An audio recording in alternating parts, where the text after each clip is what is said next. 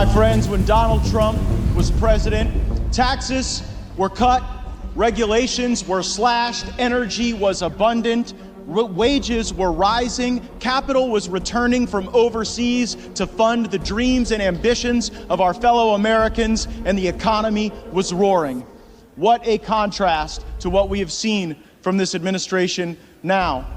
And so I rise to nominate Donald Trump for the position of Speaker of the House.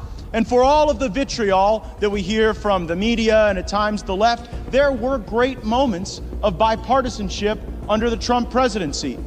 And the Democrat nominee for Speaker knows that well because he led valiantly on the efforts for criminal justice reform, and I was honored to join him. And I know no matter who's sitting in that Speaker chair, we got a lot of work to do on that very issue. Fulcher. McCarthy. Gaetz. Donald John Trump. We believed that Washington was broken. The normal system of selecting leadership in both parties is based on the redistribution of lobbyist and special interest money. Like, if you want to be the leader of your party, you basically have to raise and redistribute north of $100 million. And Kevin McCarthy was so good at that, he raised and distributed about $500 million over the course of the last election cycle. And so it creates a covenant that's not really built on trust or merit or vision, but trading money for political support. And we wanted to send a shock to that DC Cartel system and to say, no, guess what? There's going to have to be a different way you get there.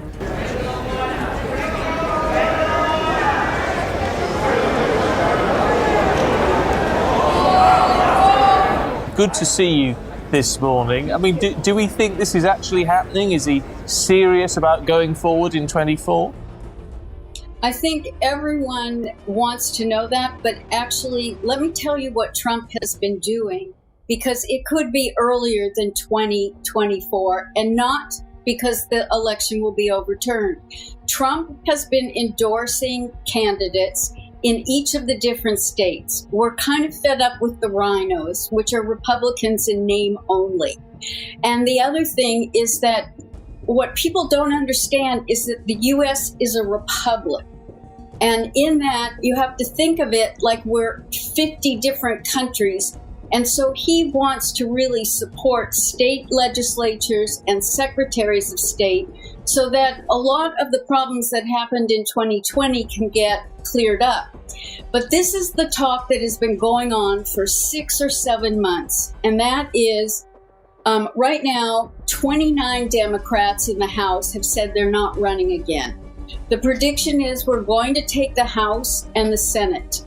They're talking about Trump being the Speaker, and then he will be able to impeach Biden and Harris, and he will be able to take over because he'll be third in line to do that.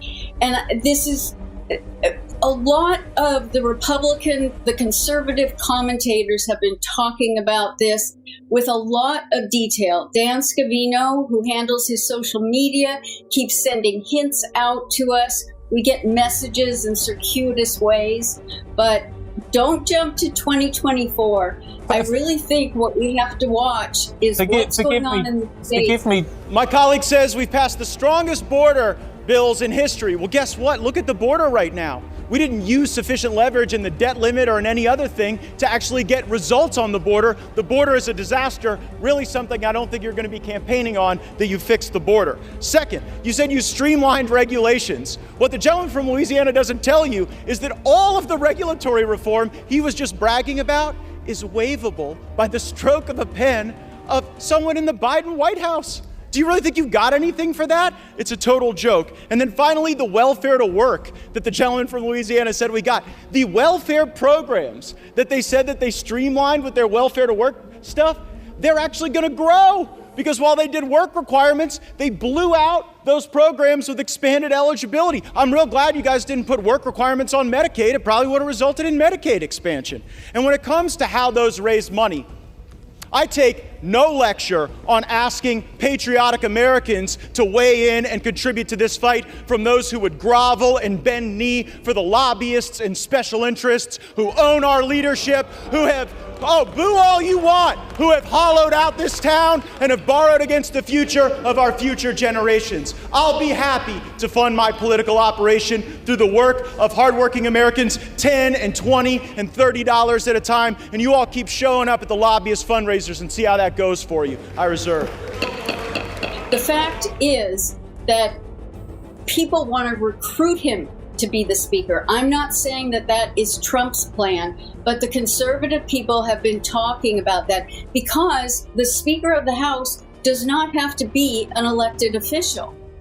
All I'm saying is watch what's happening in the states, watch the people that Trump is endorsing, watch after the midterms what happens, because if we take the House, then things are going to turn upside down amongst our whole political situation.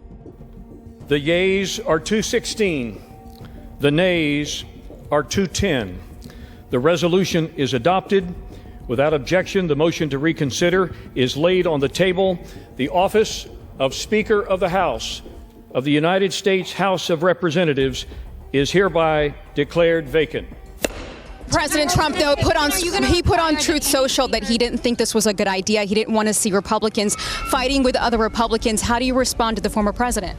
I would say that my conversations with the former president leave me with great confidence that I'm doing the right thing. Heard anybody talking about the possibility of Speaker Trump? This is something for House Republicans to figure out. This is something for them to fix. Now, sources telling me at this hour some House Republicans have been in contact with and have started an effort to draft former President Donald Trump to be the next speaker. And I have been told that President Trump might be open to helping the Republican Party, at least in the short term, if necessary, if it's needed. Who do you think is more influential and powerful in Washington, D.C., the lobbyists or the intelligence agencies? Well, I mean, the answer to the question is yes, they're one and the same. Quick minute. What's your reaction to the former Speaker McCarthy saying he's not going to run? Who's going to be the next speaker? President should be speaker. Who should be speaker? Who should be speaker, Mr. President? A lot of people have been calling me about speaker. All I can say is we'll do whatever's best for the country and for the Republican Party. We have some great people. I just want to say we have some great people. Would you take the job? A lot of people have asked me about it. I'm focused. You know, we're leading. I don't know you. I'm sure you don't read too much in the papers. But we're leading by like 50 points for president. You know, my focus is totally on that. If I can help them during the process, I would do it. But we have some great people in the Republican Party that could do a great job as Speaker. Well, what about Marjorie Taylor Greene called for you to be Speaker yesterday. Yeah, I think she's a wonderful woman, Marjorie, and a lot of other people are called for that too. I'll do whatever it is to help, but my focus, my total focus is being president and, quite honestly, making America great again.